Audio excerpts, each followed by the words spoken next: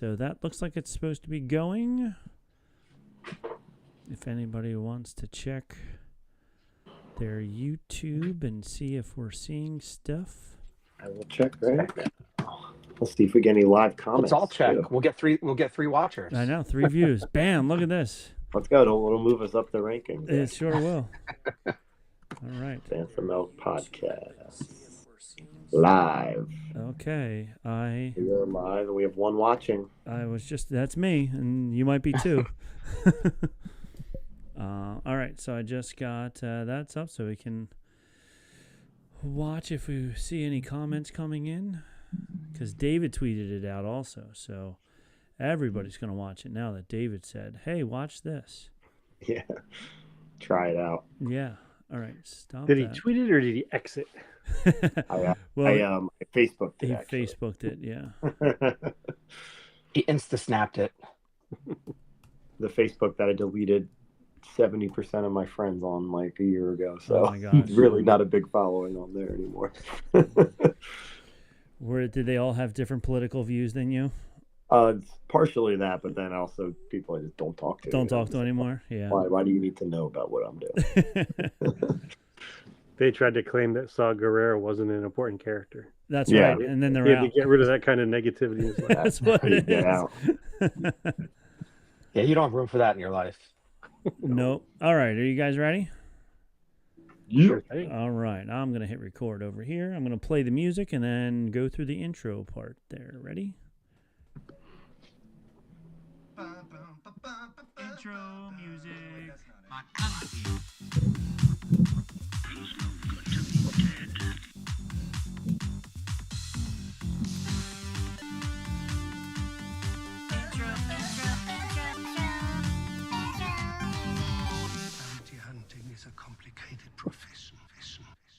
All right, Tom, first off, we know you don't dance, but you can at least bob your head a little bit.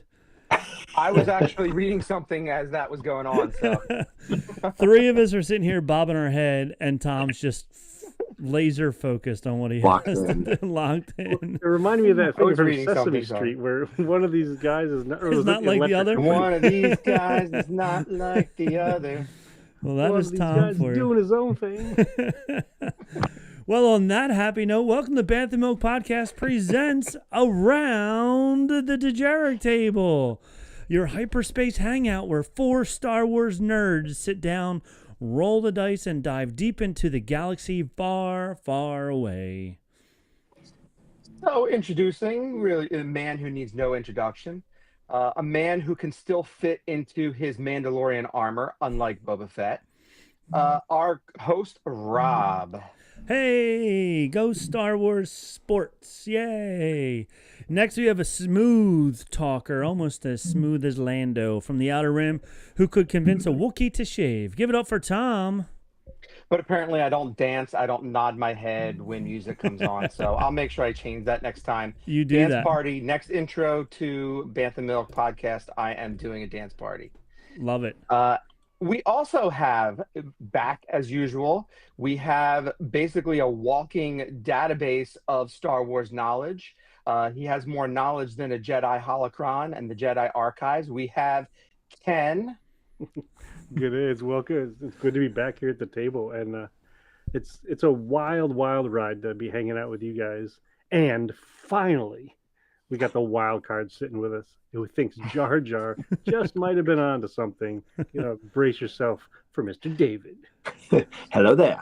And by the way, Lego Star Wars confirmed Darth Jar Jar, so maybe he was actually onto something there. Yes, in the mixed up one. What was that called? Yeah. Something Guardians of the Galaxy. Rebuild the Galaxy. Yes, yeah. Rebuild the Galaxy. They're coming out with a 2nd season in the middle of September. I rewatched the 1st season because I saw the previews or the trailers for the 2nd season, so I wanted to make sure that I remembered everything about the 1st one. It was cute. It was good. I liked it. Yeah, caught up on the Lego Star Wars lore. That's right. And the all jumbled up lore. Yeah. Did any of you go out and buy the black Millennium Falcon?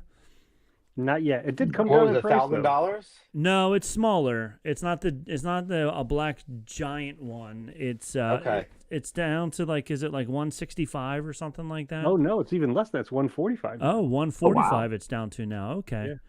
Yeah, you got to get it. I don't know when it's going out of print or whatever they call it. So just have to make sure you get it before then. It was the Death Star, the new Death Star that I saw. Yes, I did see that as the well. New Death Star? Yeah, that thing's going to be ridiculous. And I think it was $999. Yeah. And it's going to be like the size of a house. Like, I don't even know where anybody would put something like that. Ken had to build a whole coffee table around his last Millennium Falcon that he built. It's so big. Looks awesome. Kept in the middle of the night and just destroyed it all. That's right. I have the so out of view, but I have the original Mandalorian ship. I forget the name of it off the top of my head. Razor Crest. Yes, the Razor Crest. And after I built it, I was so happy.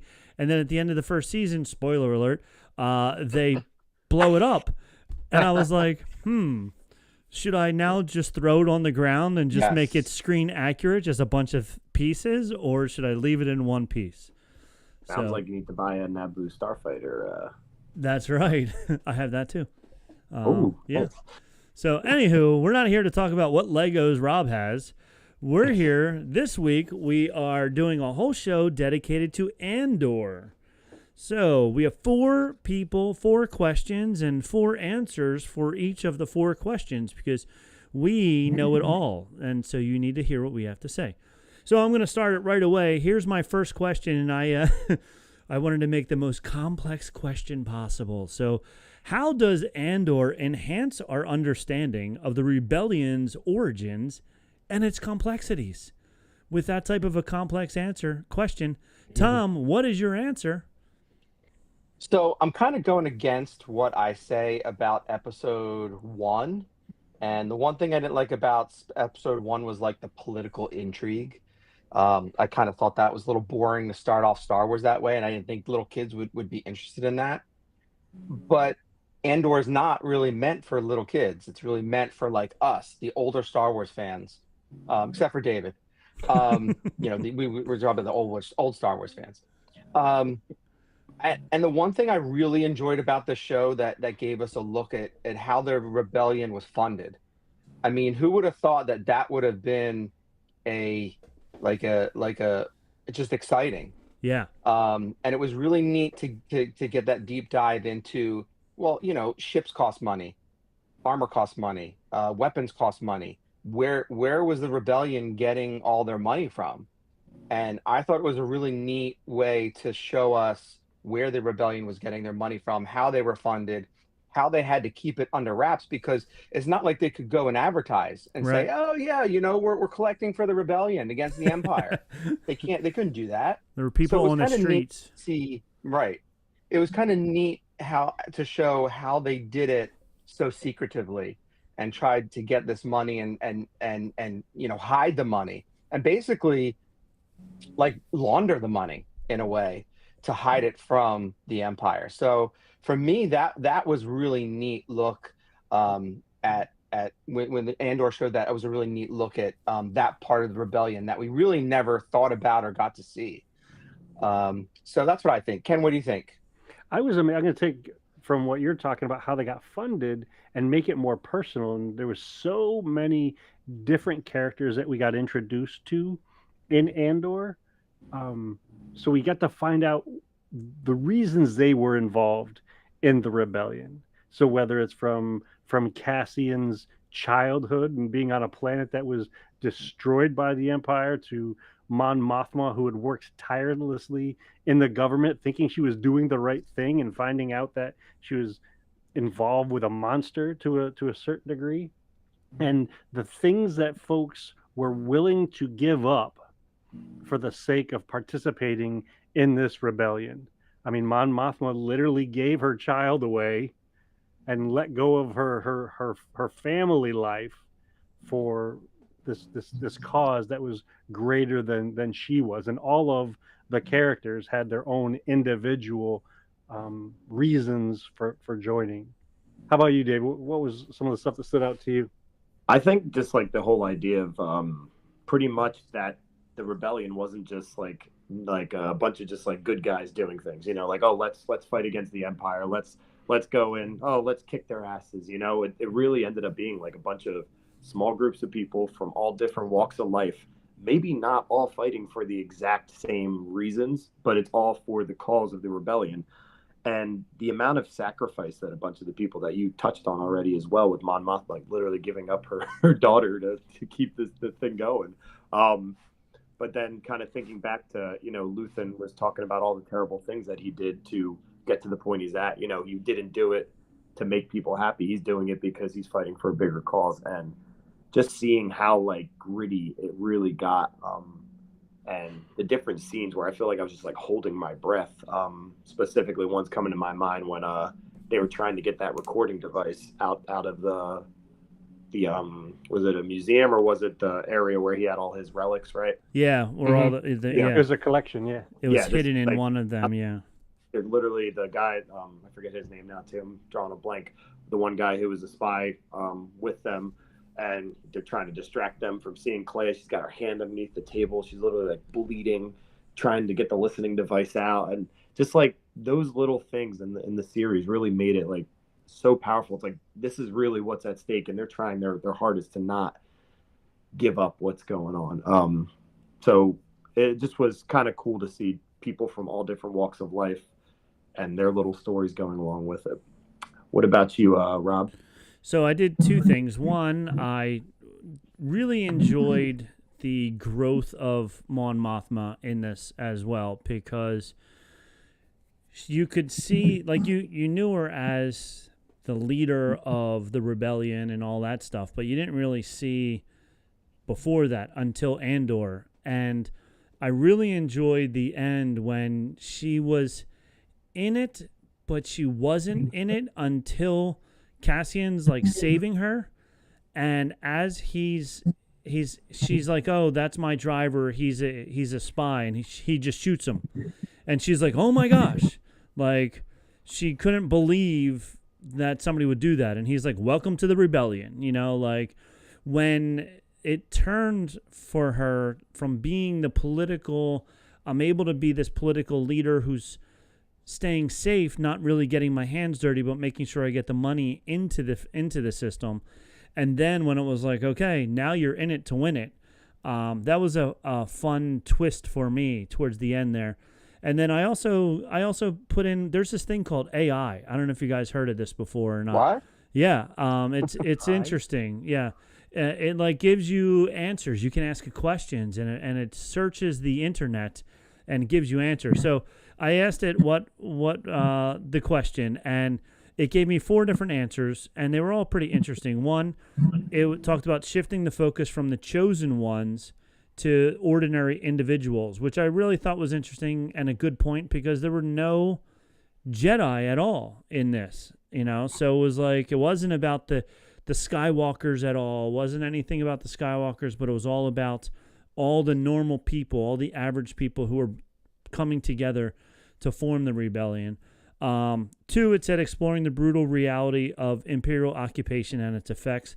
I mean, when they took over the town that they then decided to kill everybody in it, you just saw their fierceness and their ferocity, and you don't really see that in the movies as much. I think you get it a lot in the books, because I'm reading a lot of Star Wars books this summer, and it's funny, in the books, the stormtroopers, their armor's really good and it's really fancy and it protects them and all this stuff. In the movies, they get one-shotted every single time. So it's like, it's funny how deep it is in the books compared to in the movies. And then 3 was reviewing the moral easy for you to say, and challenges faced by the rebellion. Andor portrays the rebellion as a multifaceted and moral complex entity lacking a unifying blueprint and encompassing various fractions with differing methods. And I thought that was also fun seeing, like, even when Andor he landed the stolen ship, and there was this small group of rebels who were completely chaotic and had no sense of anything whatsoever, all the way up to, you know, Mon Mothma, who's, you know, planning everything from the top, money down and all that stuff. And Sal Guerrero was you you really saw the depth and the demise of Sal Guerrero with him and the drug that the gas that he loved to breathe in that gas. So that's it. So that's a lot what AI said. It was very.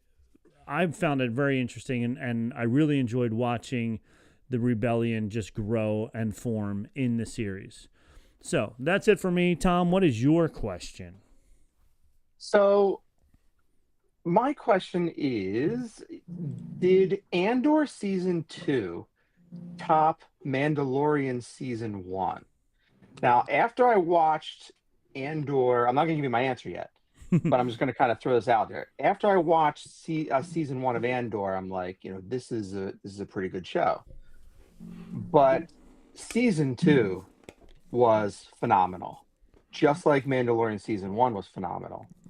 So, putting those two against each other, which do you think is the better show? So I'm going to throw it over to Ken first. Yeah, about being the better show. I think it really depends on what you're comparing, because you can look at The Mandalorian and you could say The Mandalorian is better than Andor because The Mandalorian had more Mandalorians.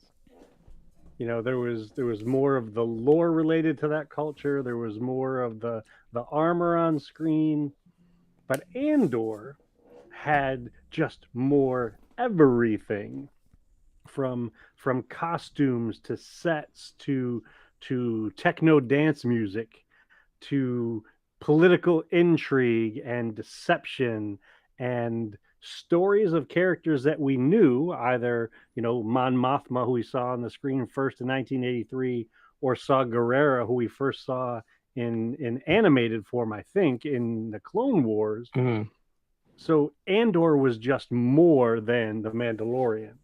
And in terms of which one was better, for me, I can't say, because for me it's all one big tapestry, and I think it's all fantastic, and it just amazes me still. Here we are getting ready to celebrate the 49th birthday of Star Wars, and they're still able to put out more stuff that fills in the gaps, stuff that is brand new to us. Like before Andor, we had never heard of Luthen Rael or Clea, or fill in the blank with the characters that related to them, or even the individuals on Gorman, and expand the stories into what we know. I'm just going to say that both season 1 of The Mandalorian and Andor season 2 were fantastic, and everybody should watch them. What do you think, David? I think from a standpoint, thinking about like what did I like more?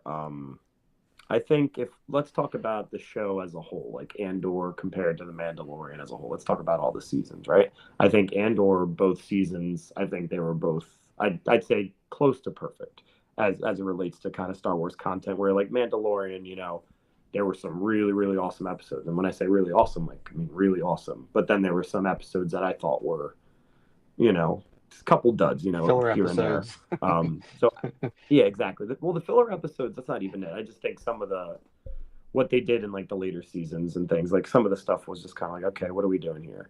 I really enjoyed the filler episodes, to be honest. But Andor as a whole, I think, was better. But I still have to give it to Mandalorian season 1 over Andor season 2, just because I feel like Mandalorian season 1 came at a time where there were a lot of Star Wars fans who were just extremely skeptical about just Star Wars being run by Disney at that point, after, not saying that the sequels flopped, but there were a lot of fans who were not happy with it, including a few of us, and when Mandalorian came out, it kind of shocked the world in a way where it's like, everybody was like, this is so awesome. Like, look at Baby Yoda, who ended up being Grogu, and then the Mandalorian, oh, Darksaber, oh, look, Luke Skywalker's back, and it really brought a lot of fans back into it and got people into the live action shows, got everybody on Disney Plus.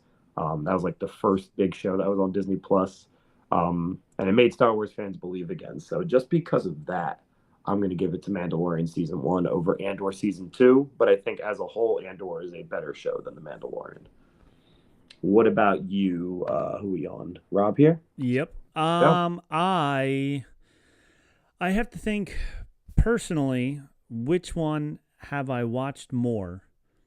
And which one, if I were to sit down right now and turn on Disney Plus and I have to watch one or the other, which one am I going to turn on? And while Andor season 2, I did watch it a second time through, is amazing. Great storytelling. Just everything about it was great. Great Star Wars, great non-Star Wars stuff. Politically, for this time in America, it couldn't be any more perfect. But it was also a lot deeper of a show and really made you think and like you have to pay attention to it. Where Mandalorian, you're just going to get a lot of shooting up stuff and space fights and little green guys who steal cookies from other people and things like that. So I think, me personally, if I'm told I have to sit down and watch one of the two of them right now, I'm going to put on Mandalorian season 1 again over Andor season 2. Is Andor an amazing, both seasons and the following movie that was done before this? Is it an amazing trilogy? Yes. Is it the trilogy that Star Wars needed? Yes. But me personally, do I like The Mandalorian a little bit more than Andor? Yes to that as well. So I think, me personally, I'm going to say Andor season 2 did not top Mandalorian season 1, only because I enjoyed Mandalorian season 1 so much for all the reasons that David said. Like, I was like, yeah, it was the Mandalorian, it was the Boba Fett that we wanted. You know, he was awesome because he did everything that we thought the Boba Fett movie that was always in talks was going to be. So it was amazing. So I'm going to say no, but I'm also going to say that Andor is a phenomenal trilogy as a whole. So that's that. Tom, you asked the question. What is your answer? I really like your perspective on it, where you said, okay, if I sit down at Disney Plus, what am I going to watch? And I totally agree with you. If I were to, after this podcast, go sit down, I would probably watch Mandalorian. With that said, to me, Andor season 2 is Star Wars perfection. It is the show and the story that I never knew that I wanted, that we got, that to me, it is my favorite Star Wars show, movie. I mean, it's a movie. It basically is a movie. It's a 12-episode movie. To me, it was perfection. As Ken said, the story, the costumes. I mean, you couldn't tell that it was CGI at all, anything. No. It was done so perfectly. It left me on the edge of it. My lightsaber just shut off. It left me on the edge of my seat. I wanted to just keep watching. Like, I didn't want there to be a break. I wanted to just keep watching it. I probably would have watched all 12 episodes in a row had they all come out together. I'm kind of glad there was a little bit of a break in between each 3 episodes. So I'm going to buck the trend here, and I'm going to say, to me, Andor season 2 was Star Wars perfection. I'm not taking anything away. So if Andor season 2 is a 10, for me, Mandalorian season 1 is like a 9.8. It's like right behind it. They're both amazing shows. And as David said, Mandalorian season 1 basically opened up the path for all these other Star Wars shows, because we didn't know if live action Star Wars was going to work, and Mandalorian proved that it could work. So really the credit does go to Mandalorian, but I just thought Andor season 2 was perfection in my mind. Well, with that in mind, we have to remember that Andor came on the shoulders of all of that other stuff. So with all of that other stuff, we wouldn't have gotten Andor. And, you know, you gave credit to Mandalorian, we should go back in time and give credit to the Star Wars Droids cartoon, because that was the first Star Wars on television that was episodic, that had little arcs to it, just like Andor did. So each of those 3 episodes were confined to an arc, and then the next 3 episodes were another arc. And that style of storytelling in Star Wars got its start 40 years ago in 1985 with Star Wars Droids cartoon, and it all added up to that awesome thing that we saw in Andor. Do you think they'd ever try that again with another show? Or do you think they'd be accused of like copying what Andor did? Oh, I think they're going to do more. I think they're going to do more like that, because they've shown that they have an audience for it. They've shown that it works, and they have all of the other benefits that came from building this. I mean, think about when Mandalorian came out, they had the wonderful technology of the volume, which was perfect for the time. And then they went back to these huge, gigantic sets, like on where was Mon Mothma's wedding? Where did they have? I forget the name of this. Chandrilla. Yeah, Chandrilla. Yeah. Uh-huh. Yeah. So to have these huge sets, or the Gorman Plaza, so they've shown that they can do these glorious, huge scale things. I think there were more extras in the Gorman Massacre than there were in some of the other movies combined, and it's just wild to think that it all added up to that magical thing of Andor season 2. Yeah, so what you're saying now is that we can finally get Star Wars Underworld then. It'd be kind of fun. It would be fun. The rumors that we've heard is that they're combining some of those ideas into the Mando and Grogu movie. I don't know if it'll be as robust. I mean, they had, I think, 50 scripts for Star Wars Underworld. Yeah, and that's the problem. It may not be, because it's an hour and 45-minute movie as opposed to long drawn out episodes. So they're probably not going to do it justice.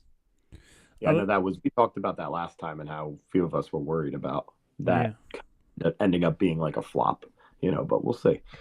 I also was listening. Somebody was talking about how Disney Plus, Disney's quarterly report just came out, and Disney Plus is losing money, and Andor was hundreds of millions of dollars it cost to produce the whole series, and they said that we may not see giant blockbuster series like this anymore on Disney Plus. They're going to go with like the latest Marvel TV show with the young kids or something like that. I forget what it was, but the budgets were a lot lower in other Disney series that they had than the Star Wars series. All the Star Wars budgets were so high, and the Marvel budgets, a lot of the Marvel budgets were so high that they're going to try and scale all this back to save money, because Disney Plus is losing so much money. So it will be interesting if we get any more big blockbuster movie type series, or if they really scale everything down. And with that, there's also, the fear that AI is going to change all the animation and stuff, and it's going to make it so much cheaper and easier for people to do things. So it'll be interesting to see what happens if we get, and how high the budgets are for the next Star Wars series that we get, because Andor was so expensive, and it was successful. I mean, everybody who saw it loved it, but Disney's not making money off of love. They're making money off of subs. And I'm sure they had a boost in subscriptions during that time, but I don't know if the boost that they got offset the hundreds of millions of dollars that they spent on the series. I'm sure that factored in the decision of making Mando a movie instead of a TV show, to continue into another season of TV show. Yeah, I definitely think that was one of the factors. Sorry, Ken, what were you saying? Oh, I was just going to say, I don't know if anybody has really figured out the pricing benefits of streaming versus vintage cable. I mean, to your point about having subscribers, rather, there may have been people who subscribed just to watch Andor, and then after Andor is over, they dropped it, and they're going to pick it back up again when another thing comes out that they want, because they're also going to pick up a subscription to HBO Max because there's a show there where they want to watch, and they're going to have the subscription for a couple months and then drop that. I think more of these subscription services are better if they bundle together with other services, because then I think you're going to get more subscribers. You get a bigger subscriber base if you start bundling these things together. Yeah, I definitely think so. I know Disney has tried to do that with, they now have Hulu and ESPN all on the same app. So I know that they're trying to, and also, you know, I mean, from an executive standpoint, they only now need one executive for all three versus three different ones. So you're saving hundreds of thousands of dollars in executives costs and all that other stuff. I looked it up. Andor season 2 was estimated to cost $290 million.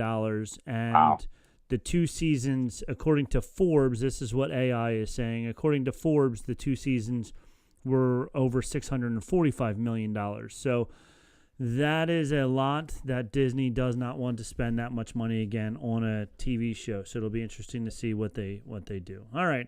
Yeah. With that being said, that's the halfway point. So we're going to take a quick commercial break, and then we'll come back with Ken's question right after this. See you on the other side. All right, David, are you going to buy that product? Isn't that awesome? Yeah, that was awesome, man. That was awesome. I really want one of those. I can't wait to invest in that company, actually. I got Robinhood up on my phone currently. There you go. That corporation. Looking it up right now. It's interesting. I think it's SONY. I think that's how you spell it. So maybe there's a... There you go. All right, Ken, it's your turn. What's your question? So in Andor Season 2, we were introduced to a whole lot of different characters. And based on all of the available content that's out there, which characters would you like to see get the Andor treatment? Like, and you know, I know we were just talking about how whether or not we thought there would be another TV series like Andor. I'm giving you the opportunity to create one based on the character or characters of your choosing. And so I'm going to turn the microphone over to David. I want to hear his response to that. Who do you want to see in an Andor show? Yeah, so I really liked so just talking about a character that I really enjoyed some of his backstory that we got more of in Tales of the Jedi, but Count Dooku, kind of seeing his fall to the dark side and his interactions with the Emperor at the time, or Palpatine at the time, and seeing how even though he was kind of turning to the dark side, he still cared for Qui-Gon and different things like that. It was just interesting to see. With that being said, I feel like now that we've gotten the Tales of the Jedi, we got some good snippets, and I think it was enough that they don't really need to take a deep dive into it as much anymore.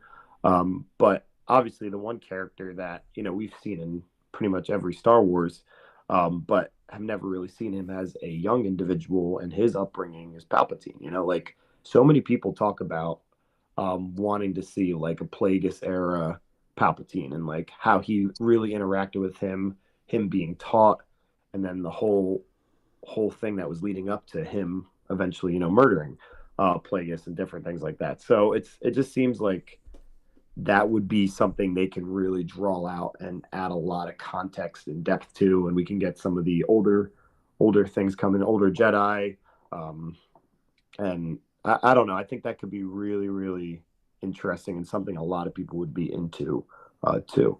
So that's what I think. What about you, Rob? So my initial reaction would be all about Maul. And I'm pretty sure that they have talked about doing something about Maul. And Maul's got a whole bunch of stuff going on right now, which would be awesome.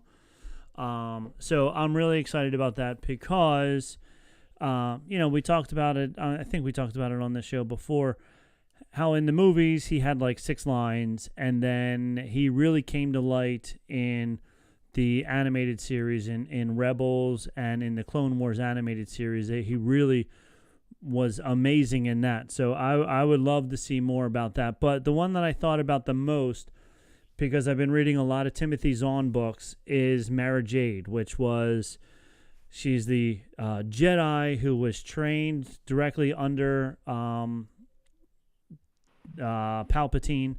And she goes from bad to eventually good, and then marrying Luke, which We all know if you talk to Anakin, is a bad thing. Jedis are not allowed to get married and all that good stuff.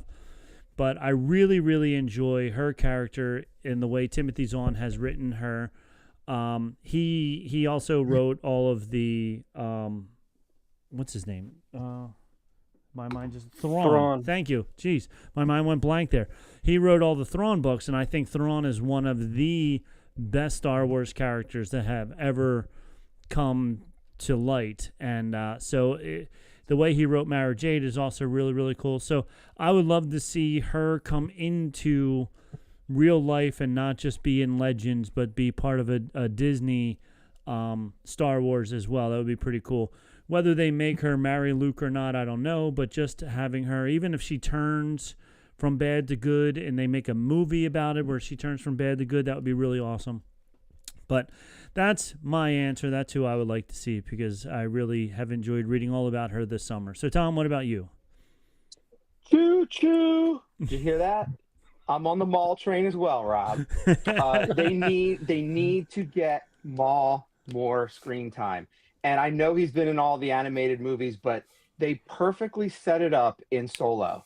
And I know Solo is not the most popular movie, but the end of Solo, having Maul, the head of Crimson Dawn, we all thought that Dryden Voss was the big bad guy. Nope, he had a boss, and it was Maul. And I think it would be an awesome either movie or I know we just talked about the TV shows. They're probably not going to do any big budget TV shows, but I would love to see Maul run the Crimson Dawn. I think that would be fantastic. You know they're not going to make a Solo 2, but maybe you could even work in Alden Ehrenreich's Han Solo into something like that because I thought he did a really good job in Solo. It's another way to work in other characters. You could bring back Kira as a character, because she was working for him. I would really love to see Maul get his own movie or TV show. So that's my answer. Well, there would have been a great tie-in there they had been working with, I can't remember, is it Donald Glover? Is that the younger one? Yeah, he was the young, young Lando. As young Lando, they were going to do like the Lando Chronicles, and that would have been in that time period when Han and Kira were around before it was Han and Leia, and Kira was involved in Crimson Dawn and Maul. So there was talk of that, and I'm not sure if anything is going to happen to it. But for me personally, and please, Dave, don't feel like I'm stealing all of your thunder. I'm also on that in that mindset of more Count Dooku.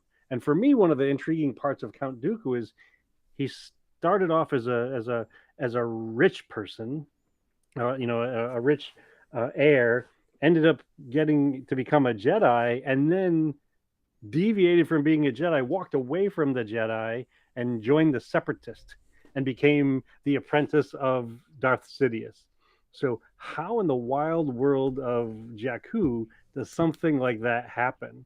And I'd really like to know more about the politics of how Sheev, Palpatine, was able to manipulate beings and businesses across the entire galaxy to do his bidding that ultimately led to Order 66. So there's just so much there. There's political intrigue. There's commerce, like business intrigue. There's the Jedi Sith kind of stuff. There's so many layers and stories that are ripe for a series that's as rich and as deep as Andor was. But from what we've been talking about, it doesn't seem like there won't be the dollars and cents to be able to do something that big. So let's hope that they do. Let's hope that they don't scare themselves off of it. But that's just what I was listening to. So I hope I'm wrong, to say the least. But yeah, it would be awesome to see any of them in a new big series, which would be great. It's kind of interesting. We're talking about Dooku and stuff. I was just thinking about the timeline of everything. How it was like he went from Yoda to Dooku, and then it was Qui-Gon to Obi-Wan to Anakin. How each one of those people have failed in their own way, throughout their legacy. And just was thinking about that. I'm like, wow, they've failed each other. Each down that line. Like I never really thought of that before. Well, each individual failed, and then you could even go bigger than that and look at the failure of the Jedi as a group. Yeah. Which I think they were planting the seeds for that in the prequel trilogy, and they were definitely going to explore that in the Acolyte. But neither one of those things were as popular as some folks had hoped they would be. But still, those stories are there. Yeah. The ideas for it, the room for it, because we know, and I don't mean to be disrespectful to any of you, none of us are perfect. Right. So in the real world, there is imperfection. And even in this fantasy world, there is imperfection. And to be able to explore how someone with certain ideals gets twisted or leaned one way or the other is really intriguing. And, the ripples of that. So this one decision by this one character at this one time can affect the people around him and the greater universe. So yeah. And if you want to read or find out about people failing other people, just read any of the Thrawn books, because he is such a genius and so smart that he tells when he's in battle or anything, he's like, okay, you're going to do this, you're going to do that, blah, blah. You go over there, you do this. And then everybody around him always fails him and says, oh, his idea isn't going to work, let me do this. And it's always the guy that doesn't follow Thrawn's idea is the one that always is the hole in the plan, and the people either escape or whatever. Something doesn't happen because the person that doesn't follow what he says to do is the reason that it always fails on them. And he is probably the second smartest person if you take Palpatine, because of how he manipulated the entire galaxy to fight themselves just so that he can win, basically. He was playing both sides of a war, was pretty impressive. I think Thrawn is the second smartest person in the galaxy behind Palpatine. So, yeah, so there's two different versions of this. Everybody else is failing you, and you just see Thrawn's frustration in the books because he's like, if you would have just listened to me, we would, type of thing, which is really funny. So, and I want to see more of everything you just said. I want to see more of that in Ahsoka season 2. Yeah, 100%. They didn't play that up enough in season 1. No, he was very minimal in season 1, and you don't really. Only people who read the books or even saw him in some of the cartoons. He was in Rebels as well. Only if you watched the cartoons or read the books, you knew how smart and how devious he was. Because in that series, we didn't read. All the fans were just like, yeah, Thrawn. But like, if you weren't a fan of Thrawn to begin with, you didn't know, and you're just like, whatever, it's just a blue dude. Like, I don't know. Yeah. And that's one of the challenges too, I think, is, you got a character like Thrawn who's been created by so many people, and, whether you're talking about Dave Filoni or Timothy Zahn, and they have this long story that they're trying to share, and they can only share little bits of it at a time. This season of the show is 8 episodes, or this comic book run is 12 issues or what have you. But they have this story from here to there, and it takes time to get all of those other parts created and put out there for us. Yeah, and this is part of the reason why, we're talking about Disney like maybe not doing as well as it should be. It's also because like of all these different stories and things that fans need to get into to actually understand what's going on in these TV shows. Because of all the animated things, all of the novelizations that have come out, like it takes a lot to really get into it. And even just talking to my friends who like Star Wars, who are into the movies and into the mainstream TV shows that are brand new stories, I'll tell them like, yo, go watch Clone Wars season 7. And they refuse to because it's a cartoon. It's not live Star Wars. So it's like, they're really missing out on a lot of important information where they would enjoy, let's say, Ahsoka a little more. They would enjoy, drawing a blank on what I was trying to say, but that same idea of where we were going, it just makes it more difficult for a casual fan to get into those type of things. Like even Thrawn, people have the same complaints about Marvel was what you're saying about Star Wars. So, and I have no complaints because I watch it all, I listen to it all. It's just right. Other people. Even going back into Mando, which we talked about, Mando season 2.5 was the 4 episodes in Book of Boba Fett that you're like, oh, but like the first half of Book of Boba Fett was so not intriguing that you lost those fans. And then when the next season of Mando came out and Grogu's back and this and that and whatever, and people are like, wait, when did that happen? And you're like, oh, that happened in the other series that you didn't watch because it wasn't as interesting as Mandalorian is. So, I think they're trying to build this whole big thing, but when some puzzle pieces aren't as good as the other pieces, you don't want to put that piece into your puzzle. So it's like, whatever. So people move on and whatever. All right, that's enough. We got way sidetracked. All good. It is all good. Sidetracks are good. Sidetracks are good. No, 100%. It's definitely a great conversation. But we don't want to forget David's question. David has a question as well. So go ahead, David. Hit us up with it. Yeah, my question is, which character arc in season 2 surprised you the most? And the reason I'm asking is just because there was so much that kind of happened in such a short amount of time and so much character growth from everybody, a lot of twists, turns, surprises. I thought it'd be an interesting question to talk about. So let's go with you, Rob, first. I like Cyril the best because from season 1 when he's just getting... What's that? That toxic relationship. Yes. When he's getting beat down by his mom day in and day out in season 1. And then, season 2, you can see he's just constantly just grabbing. He just wants recognition because he doesn't get it at home from his mom. So he's doing whatever he can. He's trying to impress the Empire. He's trying to impress his girlfriend. I don't think they ever got married, but his girlfriend. He's trying to impress her. She's dominating him also. She's like, you don't need to know this. I had you followed. Even the one scene when he came home from vacation and she was like, turn the lights off. And he's like, don't you want to talk? And she's like, turn the lights off.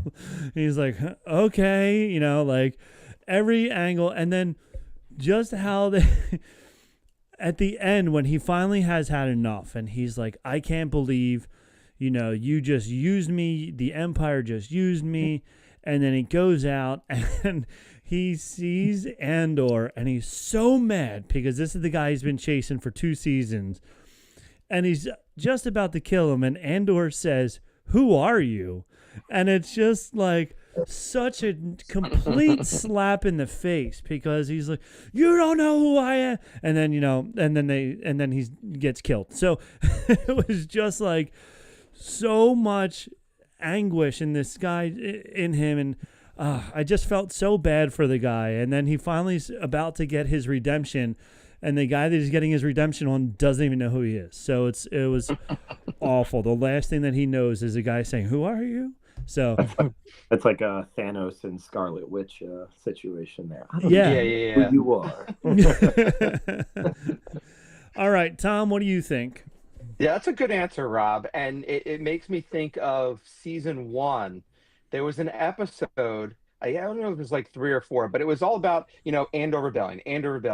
And then all of a sudden there was this episode about some random Imperial guy who, he didn't start in the Empire, whatever. He was, I can't remember, what company was that Cyril worked for? I don't remember. But you know what I'm talking about. And the whole episode was following his daily life. And Star Wars fans were like, what's this crap? Like, I want to see a show about Andor and the Rebellion. And once you watch season 2, that episode perfectly fits. Yes. In season 1. Like, it totally makes sense. Yeah. And it totally shows you his story arc and where he started and what he was going through. And to me, that was like perfect foreshadowing for what they showed in season 2 and what happened at the end there, like what you're talking about. He was just kind of like an abused character that just wanted love. He just wanted recognition. He just wanted some love. He just wanted somebody to love him. But my answer is probably Clea because I didn't realize the relationship. Maybe I missed it. The relationship that she had with Luthen.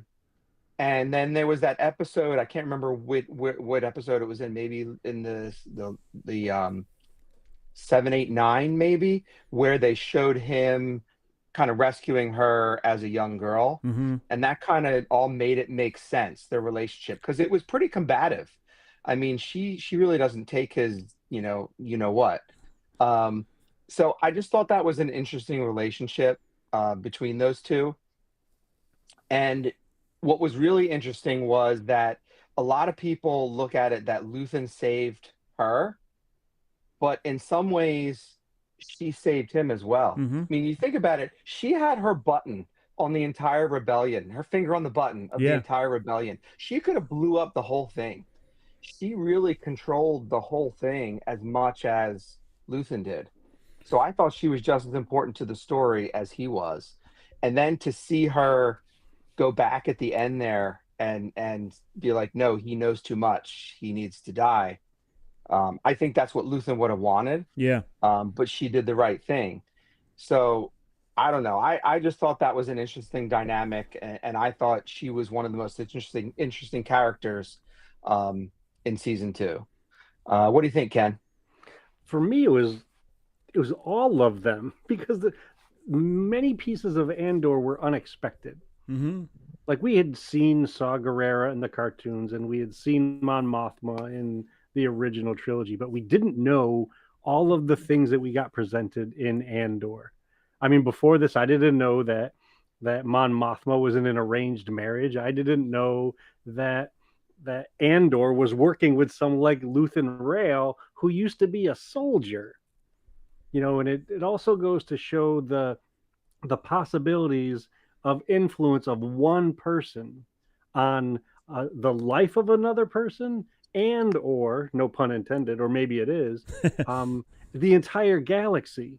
Yeah. I mean, if you think about that relationship with Luthen and Clea, Luthen was in a really tough spot when they came into contact with each other. And we didn't find out about that until near the end of the second season. So we saw bits and pieces, and then we got that incredible set of flashbacks to when Luthen was a soldier and was in a state of shell shock, having found this child hiding in his gunship. This child of this community that they just slaughtered. Yeah. And none of that, the slaughtering stuff, we don't even get to see. We just hear about it over the radio and through the interactions and so on. So there's so many surprises. And, you mentioned Clea being the biggest one. I think Luthen has got to be right up there with surprises. And then the glorious twist of all of them is the surprise about Andor being a father. Yeah. I mean, it's a wonderful connection to Star Wars overall. There's always hope. We thought that this story was going to end where Andor goes off and is getting ready to get involved in Rogue One, and we find out that this woman that he has built this relationship with and have gone through a whole lot of things, is the mother to his child. So somewhere out there, there's another line of Andor, and we have no idea where they're going to pop up in the galaxy and what impact they're going to have. And I also got to say, I'm very happy that B2EMO survived and was living a happy life on the Grain Planet. that episode where you felt bad for the little droid, because he's like, when's Andor coming back? And they're like, we don't know. And then they just leave him, and I'm just like, oh, he's like, it's like a puppy. It's like when those people who have to move into a different apartment or something, and the apartment doesn't take pets, and then they have to just give up their pet. And I'm like, because that droid was a pet. I don't know what purpose it served other than to just follow him around all the time. It was like a little servant droid. Yeah. Well, Tony Gilroy's been interviewed, and he has said, as such, that was designed after his own family dog. Okay, perfect, because that's what it felt like to me. Yeah. So that was a wonderful connection between Tony as a person and the stuff he created on screen. And it really doesn't matter what our thoughts are, because we know that David has the right answer. That's right. What's your answer on this, David? So I'm a lot of what I was going to say has already been said. You know, you talking about the characters, Ken, and then you specifically talking about Clay as well, Tom. But first off, let's give a shout out to Bix here. You know, like Bix really went through it. Like she sure did. Oh my gosh, whole rebellion, and like to come out still alive, one, and then two, to like kind of see it all kind of come full circle at the end. You mentioned, you know, like bearing Andor's child. It was kind of beautiful, you know, great ending in that sense. So shout out to Bix. She went through it, but she came out alive. She made the right decisions for herself and for her, you know, her future child. But I am going to go with Clea as well as one of my favorite character arcs in the show. You know, we talked about her earlier too, and we were talking about like the stake, what was at stake for the rebellion, you know, and every decision that she made, it was like you said, Tom, like she had her button on the whole entire rebellion. Like any moment she could just like burn the whole thing down. And her being able to carry all that weight behind the scenes without really anybody noticing. And then showing how messy everything can really be and how she was able to maintain her calm and coolness throughout the whole entire thing. Seeing where she came from, where Luthen rescued her in the gunship, to where she is now, and then her making that sacrifice where she, you know, ended up making that decision to end Luthen's life for the sake of the rebellion. So it's just, it was really, really cool. And, you know, I think I mentioned this in our last podcast, but her acting credits are very minimal, like the person who plays Clea, and like for her to put on a performance like that, where I think she was only in one other thing for like an episode as like a background person, for her to go put an acting performance out like that in one of the biggest Star Wars shows ever was just phenomenal. So shout out to her as well.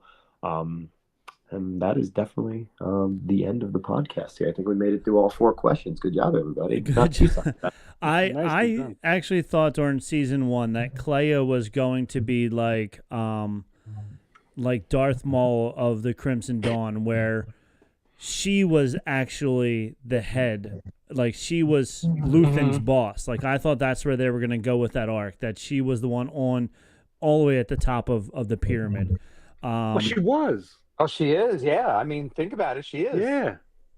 Well, good. Then I'm glad you guys think that way. Because... She just wasn't a Sith Lord, right? She was the one. Darth Clea. Yeah. Yeah. She was the one that, I mean, Luthen taught her a lot, and I think she pushed for all of that as well. And I think that's what we got in some of those different flashbacks.